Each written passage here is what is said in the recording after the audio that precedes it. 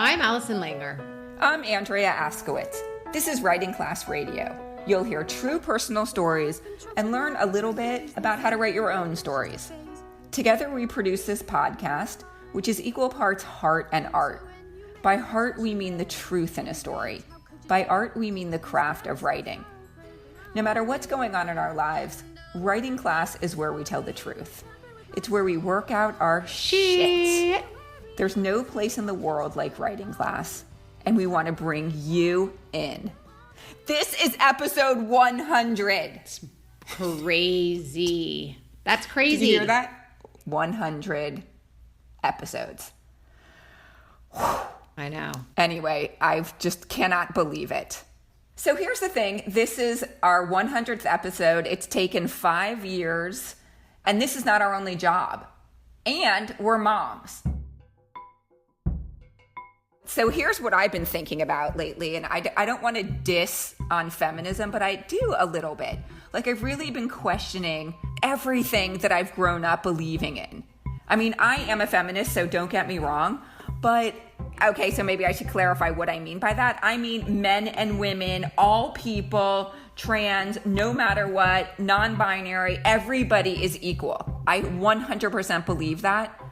But I also realize that where we are in today's society is just, we're not there. We're not even close to being there.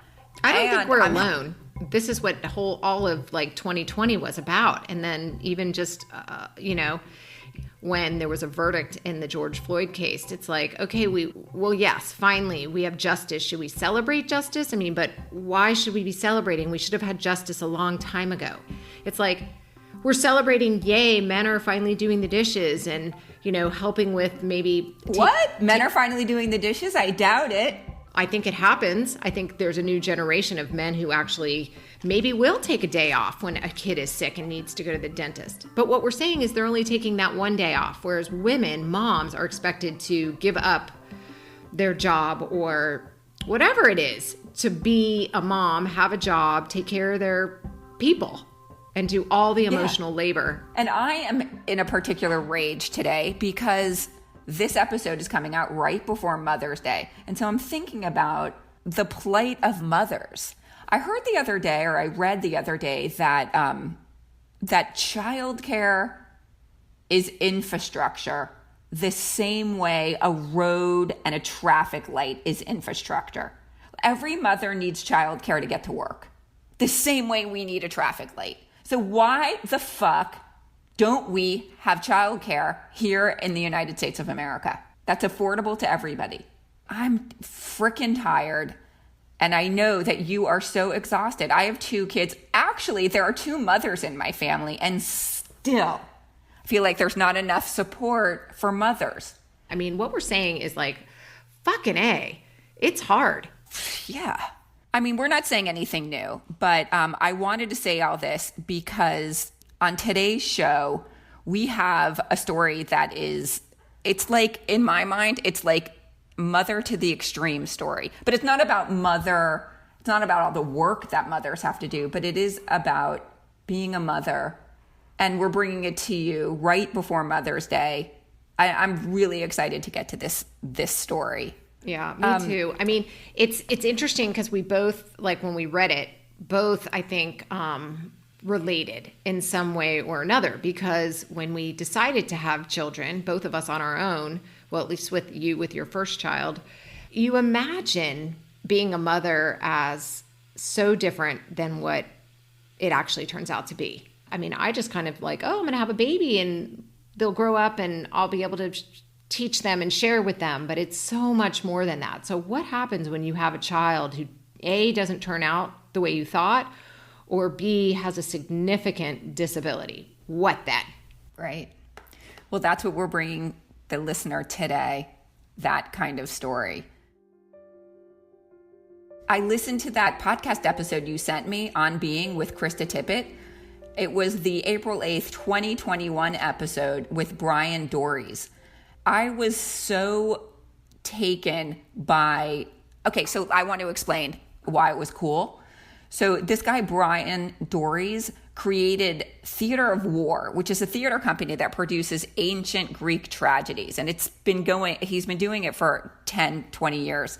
And what he does is he puts on productions of Greek tragedies. And it's like, these are like the saddest, most melodramatic, horrible, bloody stories.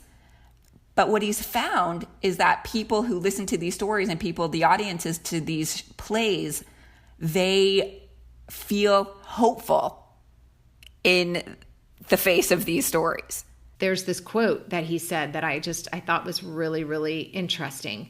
He said something about them, because they're not whitewashed, they reveal the truth about humanity. They give people a place, right, to reflect and connect and even feel joy, which sounds so strange because you think that, I don't know, you think of a tragedy, you don't think of joy, but think about a time that you connected to a story. And so that's what I started thinking about the times that I connected to stories. And sometimes they're so tragic, but I'm like, oh, thank God that's not me. Or I relate because... Wait, I think it's really... No. I wanted to ask you, wait, what? Thank God it's not you? Yeah, thank God it's not happening to me right now. It's like not my turn. Because I've already dealt with so many so many tragedies and so many deaths. That sounds mean. Man, but that's who doesn't so think funny. that? I don't think like that. But when I'm listening to a story or watching a tragic play and it's really sad, I don't think, thank God that's not me. I think, wow, that's so real. That's so true. I think that's the purpose of art. It's an appropriate place to share tragedy and like understand each other, our humanness together.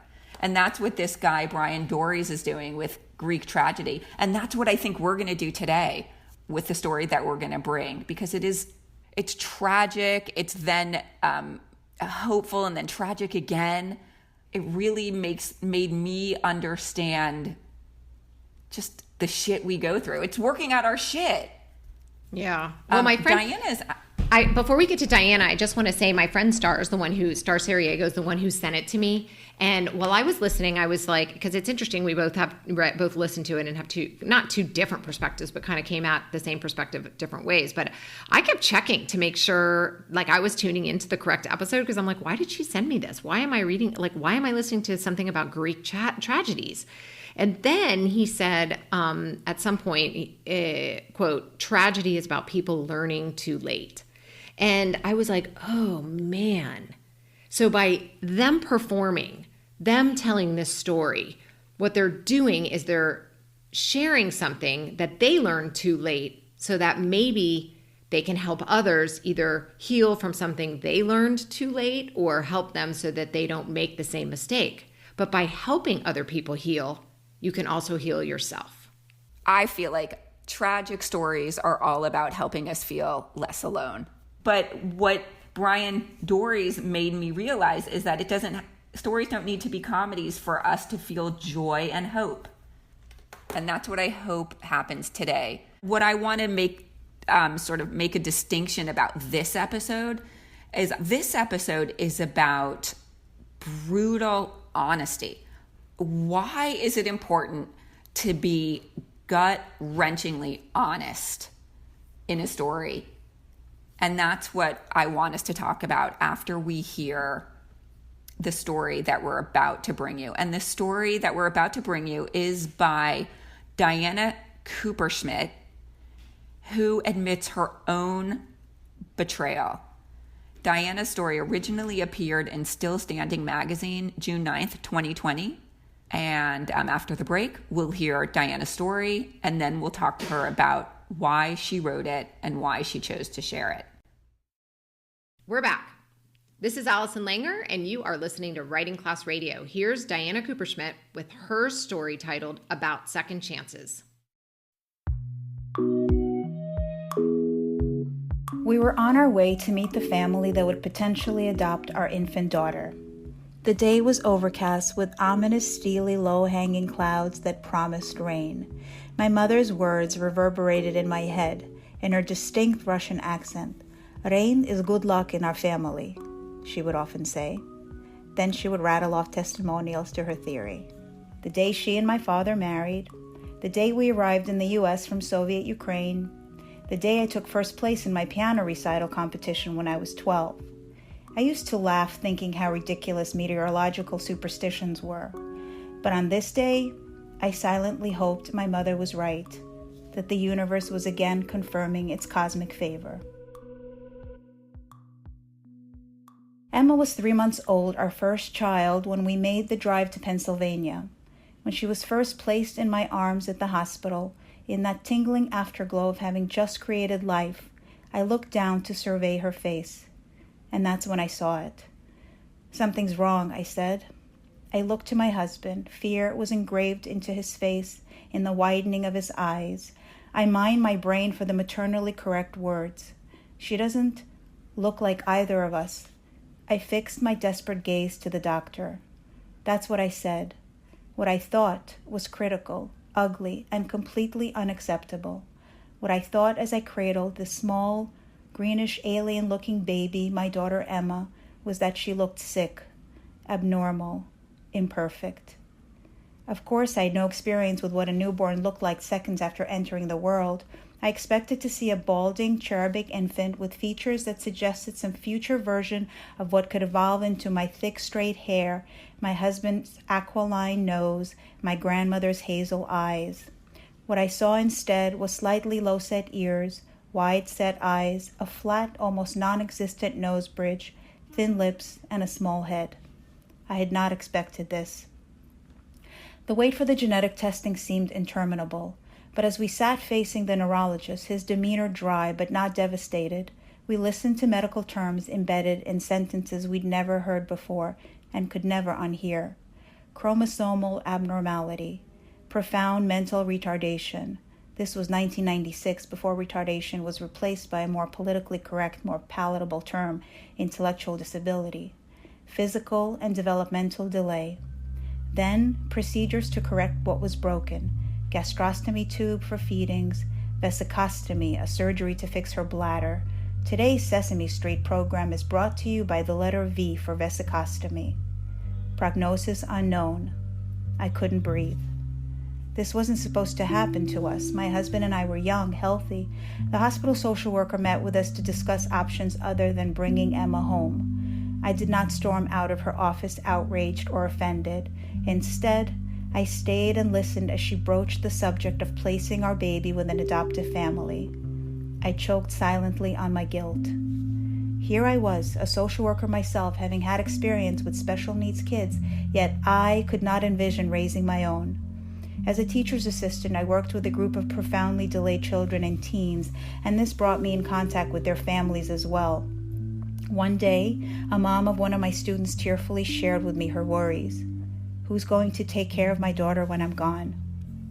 Now, I was that mom. The life with a child with disabilities, I imagined, was dark and insular, and one in which I would be forced to exist in the periphery alongside her. I believed I couldn't love my imperfect child. "We'll only do it if we find a good home for her," I said to my husband Anatoly, feigning resolve. He nodded in agreement or capitulation. "She deserves better," I said. My family and I had abandoned our homeland of Soviet Ukraine in the late 1970s to join an exodus of countless Jewish refugees for a better land, a better life. In those early weeks after Emma's birth, my father's words resonated even louder in my head, the iteration that children must do and be better than their parents. This was not better. This was so not better. The adoption agency called weeks later to say they'd found a prospective family. I held the receiver with too tight a grip, feeling my nerves like taut rubber bands ready to snap. Words escaped me. I handed the phone to Anatoly. "It's for you," I said, as I lowered myself into a chair in time to relieve my buckling knees. As we drove toward Pennsylvania, to the home of strangers that could potentially irrevocably shift the trajectory of our lives, I voiced what I imagined we were both thinking. "What if we like them?" "I know what you mean," he said. "Then we'll have to go through with it." "But what if we don't like them?" I thought. We sat at the table of Moshe and Leah, an Orthodox Jewish couple, and watched them help their 3 children eat breakfast. All 3 had been adopted. All 3 had Down syndrome. One of the little boys put his fists together after slipping the last piece of his bagel and cream cheese into his mouth. David just used sign language to ask for more, Moisha explained. The children all understand English, Hebrew, and sign, 3 languages. Most people barely know one, and they call them retarded. Then he let out a hearty laugh that echoed through the space. This was love, pure, unadulterated love. Emma's going to do well there, I said to Anatoly on the drive back. He nodded. We agreed to not wait long before trying for another child. I placed my hand wistfully on my belly, where new life was already growing. I wanted a do-over. This baby would be that. This time, I would get it right. Until the adoption was finalized, Emma had been residing in a special needs nursery where I spent each day with her. She was almost 6 months old when we relinquished her to her new family. The day was sunny, the sky a baby blue. The forecast was unlucky, with 0% chance of showers. Back home, I sat in my beanbag chair, watched my belly grow, and wept. The prospect of a healthy baby brought with it hope and guilt in equal measure. I felt Emma's absence in my core. It had been 5 months since we gave her up. I knew life with and without her, and I missed the former. I finally voiced my darkest thoughts to Anatoly. I think we made a mistake giving her away. And that's when he confessed that he'd been visiting Emma in Pennsylvania behind my back because he missed her. On his last visit, he'd found out something shocking. Leah had left Moisha to raise the 4 children on his own. Anatoly fell silent, and I, true to my character, unleashed a storm. I railed in outrage at Leah's betrayal. We had entrusted her, after all, with the well-being of our child. I didn't care to know that perhaps it was too much for her, that she was overwhelmed, and this was not what she expected, that she was well-meaning in her intentions, that she was doing what she thought was best for Emma, for herself. But when I inhaled, I understood that to judge her, ignorant of her reasons, would be too easy and too harsh, and only a finger point away from myself. My betrayal was less forgivable. I abandoned my flesh and blood, after all. And suddenly, my maternal heart, which I believed had withered and flatlined, sprang back to life heartier than ever. It was akin to feeling famished, a gnawing inner emptiness and not knowing what would feed your hungry soul until someone offers you sustenance and you say, yes, that's what I hungered for, but didn't know how to ask. In the same way, I couldn't know to wish for the universe to smile on me in this way, but when it did, I understood my course. Leah's actions for us meant that the conditional surrender to a 2-parent household had changed. Now we had our rights back. She had opened a door, and I was grateful to her. And just like that, Emma came home. I don't recall the weather that day. It didn't matter. Our son Joshua was born a month after Emma's return, and our second daughter Hannah ushered in the millennium 3 years later. The little girl that I didn't think I could love enough rearranged my heart. Emma blossomed into a person with likes, dislikes, and strong opinions. Even in her teens, though not verbal, save for 2 magical words, Mama and Emma, there was no misunderstanding her. When she wanted praise, she put her hands together, prompting us to clap for her. She showed affirmation by nodding not just her head, but engaged her whole body. She blew kisses by putting her lips together and effecting a loud popping sound. But her laugh was most wondrous of all. It was silent but tremendous. It was lung-emptying and debilitating in its strength. When Emma laughed, her generous cheeks swallowed her eyes, drool danced on her lips, and she folded in half like a marionette whose strings had been unexpectedly released. And she was not to be ignored. From the corner of my eyes, I'd watch her make her way down our 2 sunken living room steps, scooting on her diapered bottom, because she didn't walk and probably never would, closing her eyes in anticipation of the not-so-soft landing. Then she'd pull herself up onto the couch next to me, reach for the remote I'd be hiding behind my back, and hand it to me with adolescent defiance. Okay, big girl, I'd say in acquiescence, and change the channel from The Real Housewives to Sesame Street. And so our family life of quotidian events ensued. We chauffeured Joshua and Hannah to fencing practice and violin recitals. Emma attended her special school and received therapies to help her reach her potential. A parade of nurses to care for her after school hours prompted me to joke that we should install a revolving door to our apartment. Anatoly and I both worked 2 jobs and even found time to train for and run the New York City Marathon. And when I paused long enough, I realized that we had carved out our own family culture, a new normal, our own narrative, and the life that I had so feared, dark, marginalized, and burdensome, was not that at all. It was luminescent, inclusive, and imperfectly imperfect. Someone once said life can be fair, it can give you second chances. With Emma's return, I realized I had my real do-over. I spent the next 18 years falling in love with my daughter, trying to undo an initial wrong, make up the time lost with her. Then one day, when I believed it was safe to exhale, she got sick, went into the hospital, and never came home. Why she had to leave so soon, I'll never know. Maybe her lessons were dispensed, and it was time for me to learn them, make sense of them.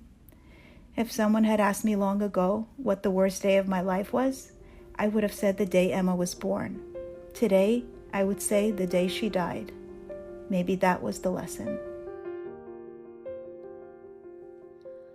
Empty room, possessions in boxes. Summer stars. It's so hard to write about diagnosis and the doctory worded words. And I thought this narrator did such a good job with like gastronomy and the Sesame Street thing. V is our word today, you know. So I thought the terms were really well done. She didn't overload us with tons of medical information. We got just enough, and I loved that. And then she says, I believed I couldn't love her. And I was like, oh, yeah, I get it. I felt the honesty there, and I loved it so much because of that. And right at the top, because she was so vulnerable and honest, I believed everything she had to say. I really felt for her. And I felt that she was blaming herself. Like, I wanted to do her over. I wanted to get it right. And I know that when you're a mom and you're pregnant, like, we take this on as like it's our fault if something goes wrong in utero. And I didn't feel that so much until she said that. And then she's just like, I want to get this right, because she has an idea of what her life was supposed to look like. And don't we all? This wasn't supposed to happen to me. And I remember saying those words myself. And so when I read this, I got that feeling. And I was like, no, but does anyone ever feel like this is supposed to happen to them? You're saying, Allison, that you also thought something tragic is not supposed to happen to you. Yeah. But I really feel like the more people I've met, like in some of the volunteer work and stuff like that, and the people who come and have read stories, like, we're just all the same. Like, all we want is a healthy family. When that doesn't happen, you know, it's not Cinderella. I want to come back to that question about tragedy, because what you're talking about is your baby died. And what this narrator is talking about is not having the perfect baby. And so I want to come back to this question at the end after I want us to talk about the writing and what was beautiful about this story and how it really hit me in the gut. But I'm imagining that listeners or people who have read this story would be really angry at this line of reasoning right now, because we're talking about a child who has mental and physical delays, and we're comparing that to a death. And so that's why I want to talk about that later with the narrator. Like, what kind of feedback has she gotten because of the honesty she gave us in the story? But before that, I want to talk about how she opened the story with this. In her family, like, a dark and stormy night is good luck. And she was on her way to, we know from the very beginning that she's on her way to put her child in the arms of another family. So she's giving up her child for adoption right from the beginning. And I thought that she spent an interesting amount of time there with telling us about her own mother, and that it was kind of like a relief valve for me to go back to the weather. And she did it 3 times in the story. So she started, because I was thinking, like, why is she telling us about this rainy day and how her mother thinks rain is good luck? But I really do think it helped me kind of step into the story. Because if we had just started with the birth, which comes next, I don't know if I would have been able to handle it yet. So I thought that it was very smart, strategic writing in terms of structure. When she has her baby and first sees her baby, she says she was trying to think of maternally appropriate things to say, to say out loud. And I just thought that was brilliant because she knew that what she was thinking was ugly. I don't mean to judge at all because I thank you. I feel thankful for this narrator for telling us what was deep down inside of her that felt in her mind ugly at the moment, because that's what she was feeling. And that's the truth of the story. She did it again, this kind of honest, beautiful writing when she was in the, I think she was talking to a counselor. She didn't storm out when the counselor was giving her options. Instead of saying like, fuck you, I love my baby, which she probably thought maybe some moms might say, she didn't storm out. She listened. And she said she choked on her guilt. I am just feeling for her. I'm so touched by her.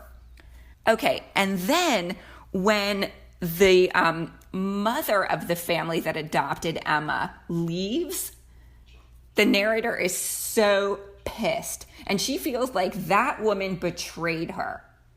That woman betrayed the family. And then she says this beautiful thing, like it was one finger point away from the self. So basically she's calling herself out. And she did say, my betrayal was less forgivable. That's what we see in Greek tragedies is betrayal, betrayal, betrayal. And here is a story about betrayal, personal betrayal. And this narrator needs to tell us that she betrayed herself. And then she gets a second chance. I feel so much hope and love and light. And the daughter, she says 2 words, Mama and Emma. That was such a great detail. This is a mother's story. I love the part where she says, once she came home and everything, it wasn't bad at all. And it was like the imperfect imperfections. And it's like, it just, she just hit it so well, because what is family, raising, we talked about motherhood and stuff like that. It's so hard and we're all so imperfect. All those years of taking pictures, when I was a photographer, taking family pictures of other people, they would come and they would be screaming at each other and the whole thing and trying to get this perfect picture to represent this perfect family. And I would just be cracking up. Shut up and smile for a second. I was like, let's capture the imperfections, because that is the part that is most beautiful. And that's the part people really relate to. If you're going to send some beautiful, perfect picture of like a family of kids, it's just like, nobody's buying that. What it took to get to those things is what it takes to get through life. She says, life can be fair. It can give you second chances. I had my do-over. And I just love that. And she took it. She took the do-over. And that's why we love her so much. She realized she fucked up. And she's like, you know what? Now's my chance. And she did it. And she portrayed it so well in her writing. I'm so sad at the end that Emma died. But she brings meaning to even that double tragedy. That's the tragedy. And that's what she said at the end. The worst day wasn't the day she was born. The worst day was the day she died. It's so sad and so hopeful. And for people like me who lost their kid at 16 and a half months, like to have gotten, a year and a half, like another 17 years would have been, a blessing. So while I'm listening to the story, it's like, I feel her pain. I'm in it. I like the whole thing. And when I walk away, I think, okay, I've lost a kid, but I have 3 others at this point, and I'm going to enjoy them, regardless of their annoyances and everything, their imperfections. I'm going to enjoy the imperfection, because hearing what somebody else went through makes me also look at my life differently. That's part of the hope. You just want to be the person who finds hope in each story. So There's always something. Everyone's always going through something. And so by hearing the story, it attaches us, it connects us, because there's always a bond. There's a love bond that comes in tragedy. So I would like to open the conversation to Diana. So hi, Diana. I want to ask you why you wanted to tell this story out loud. Like, why did you want to share this story? Or first you can answer why you wanted to write it for yourself, and then why did you want to share it? The deep emotional why. So I started writing, I guess, to make sense, right, of what happened, because Emma passed very unexpectedly. She had been medically fragile. The doctor that predicted she wasn't going to live past her first birthday, we were kind of like giving him the middle finger. Yeah, she had a death sentence very early on. And so we were about to celebrate her 19th birthday, and we were like, we can breathe, she's fine, she's medically okay. And then she got pneumonia. So it was very unexpected, and I didn't know what to do with myself, in the writing. And I started writing 6 months after she passed. There was something healing about it. Then I started taking a writing workshop just because my paragraphs were turning into pages. And I said, I don't know anything. I have no history in writing. I'm a social worker. I'm a photographer on the weekends. Like, I've never been like a writer in the sense that I did this in my free time. So I don't know why I started writing, and it turned into something. And then the feedback I was getting in my writing classes was very encouraging. So I'm like, let me continue to do this, because it felt right. And it also gave me a chance to reflect on what, I knew, or what I felt, or what I thought. I think Joan Didion maybe said something like that, like you're right to find out what you think. And I found the process healing, but it was very difficult, because here I am learning this craft that I know very little about, and it was like opening a vein, right? I got out of it what I didn't expect. In other words, when living life, with the 3 kids, you're kind of like on cruise control, and you don't have time to stop and think. You're just like, let me get to the next day, and let's get the kids to this class and that. And my other 2 kids were like these overachievers, they did everything above and beyond. But Emma kept me grounded. Emma reminded me that, it's okay. Like, I was enough with her. With my kids, it was like I had to entertain them. I had to, read. I had to take them to this class and that. I had to stimulate them. And with Emma, it was just enough to be there and sing to her and like still hold her as a baby, because she was developmentally like a baby, and she was mine. She, my other 2 were running away, and this one was just, I could hold, she was my perennial baby. And so, long answer to your short question. Love the answer, but I want you to answer, because that's beautiful. I think it's so, everything you said is what I would expect someone to say who went through something difficult, and the writing process helps them heal and figure it out. And Joan Didion, you write to learn how you think. Why did you put it in a book that you are now publishing? Like, why do you want to share it with the world? Okay, good question. Yeah. So I, when Emma was alive, I had this sense of, wanting to keep things, like, I wanted to have a sense of normalcy. I didn't want to be a special parent. I didn't look for those special parents that Emma went to school with, classmates. I didn't reach out to that community. Because I didn't want that kind of a treatment. The narrative that I bought when we decided to give Emma up was, first of all, I couldn't envision that I was going to have, this full life and these other healthy children and Emma. And all I thought was that,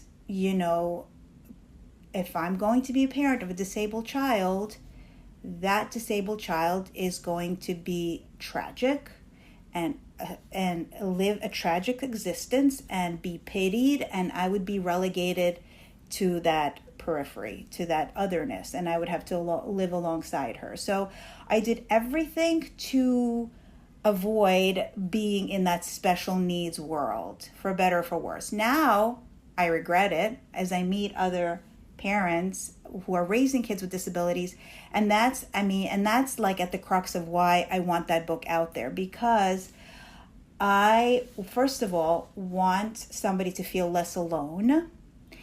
And I want them, I want them to maybe see themselves in my story and find comfort or some kind of solace.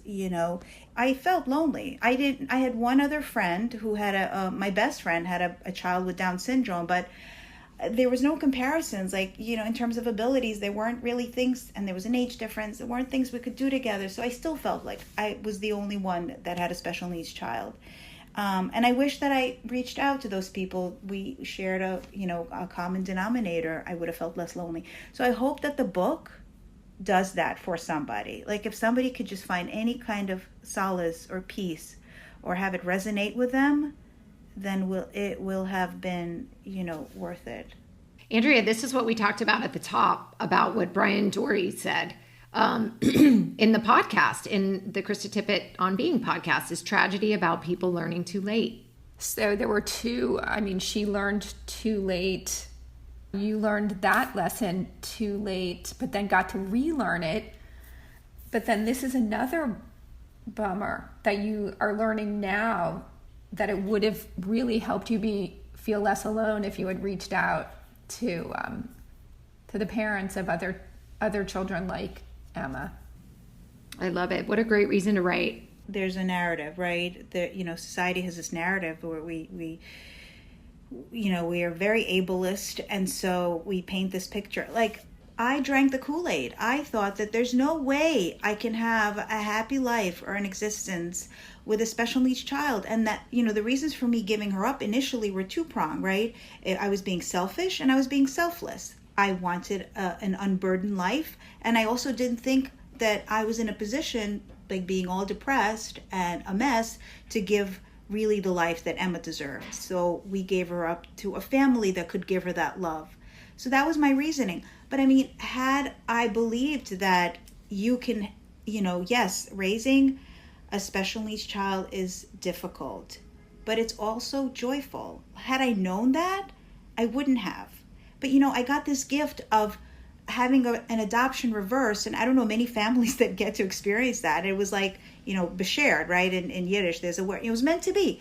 I was meant to I was meant to take a detour, and she was meant to come back, and that's exactly what happened. And I get all spiritual after that, because I have some a other question. things happened. Yeah. So this experience with Emma, how did that change you as a person? Like raising a special needs child and realizing that you are capable of unconditional love? Because maybe you could help me. Yeah. I always knew that I was capable of it, in my heart of hearts. I knew that, but I think that initial shock, being a 26-year-old and not being able to envision a happy life, that was just like almost my instinctual reaction. But then, I spent the next 18 years doing what I was supposed to be doing what, I realized I was always able to do, and that is love her enough, And she taught me in her nonverbal way about unconditional acceptance. Like, there were no conditions set on me as a parent, as a person, when I was with her, right? It was just playing and singing and clapping and rolling and laughing. Whereas with my kid, my healthy kids, there were conditions from them that need to be met and conditions on my end that need to be met as a parent. And so Emma was like, here's exhibit A, like, this is life, right? She was happy sitting and flipping through a magazine and watching her, musicals, She just had this lightness of being, and she'll always look like she was in this Zen state, even though she was stimming, but she was the happiest little girl. And all you had to do was look in her direction, and you were like, you were everything to her. So that's what she taught me, just by being there and showing me how to be in this world. I wonder, has the disabled community come down on you at all? Has anybody Nobody. Right. And at first, I remember taking a writing workshop at the 92nd Street Y, and there's all these like older Jewish women. And I so when I read that chapter about Pennsylvania, so I remember asking one group of writers if, how they felt about me, giving her up for adoption. Like, because I kept expecting judgment. I guess I really did. I asked the class, and they said, "We don't judge you." Like, who? And I was surprised, because these are like older women. Like, I don't know what their ideas about motherhood, what they've lived through. They said, "Nope, we don't judge. What's to judge? You couldn't I think do older it." women are less judgy than younger women, because we all think we're going to get our shit differently, and we're going to get it right, and we're going to do it better. And then you realize, like, Well, that is also the ultimate goal of sharing our stories, and the truth of our stories is to be trusted and honored for the sharing and not judged. And so I hope that your book, it's called Emma's Laughter. Emma's Laugh, The Gift of Second Chances. When did it come out? It's coming out in June. June 15th, coming out in June. 2 months. Yeah. Oh my God. So you guys, I know. Can you pre-order it already? Yes, you can pre-order it. It's on Amazon or anywhere books are sold. Very, very awesome. Thank you, Diana Kupershmit, for sharing your story. Diana is a photographer. She has a Master of Social Work degree. She works for the Department of Health in the Early Intervention Program. It's a federal entitlement program that serves children with disabilities from birth to 3. Emma, her daughter, was a recipient of this program. Now, Diana provides those services for kids like Emma. This episode of Writing Class Radio was produced by Virginia Laura, Allison Langer, and me, Andrea Askowitz. Theme music by Justina Chandler. Additional music by Poddington Bear and Emia. There's more Writing Class Radio on our website, writingclassradio.com, including video classes, stories to study, and editing resources. If you love the lessons you get on each episode, you can get them all in one place on our 3-part video series for just $50. Click video classes on our website. If you want to be a part of the movement that helps people better understand each other through storytelling, follow us on Patreon. For $10 a month, you get an all-access pass to me, where we will exchange emails and talk about where and how to get your stories published. For $25 a month, you get that pass, plus you can join Allison's First Draft weekly writers group. There you can write and share your work every Tuesday, 12 to 1 Eastern. Go to patreon.com/writingclassradio. A new episode will drop every other Wednesday, so look for us. There's no better way to understand ourselves and each other than by writing and sharing our stories. Everyone has a story. What's yours?